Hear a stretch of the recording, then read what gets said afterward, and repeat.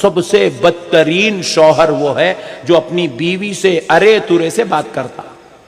بدترین، بد اخلاق، بدتمیز، بےہودہ، نالائق ہے وہ شوہر جو اپنی بیوی سے ارے ترے سے بات. کیا کر رہی ہے؟ کھانا پکائی، اگئی کھانا نکال، کپڑے استری کری گے، اگئی گیٹ نہیں کھولتی، اگئی وہ کھٹکے بند کر.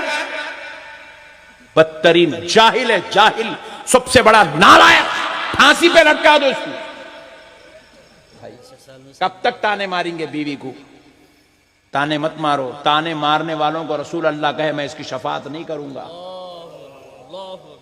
بیویوں پہ حکومت کرتے، بیویوں پہ شیر بن کے بیٹھے، ہمیشہ آرڈر دیتے، آرڈر، کھانا پکا کے لاؤ، سالن لاؤ، انڈا تلو. کبھی کبھی جا کے اپن بھی تل لینا. ہاں، کبھی کبھی اپن انڈا تل لینا، بری بات نہیں ہے. میرے مصطفیٰ کی سنت ہے.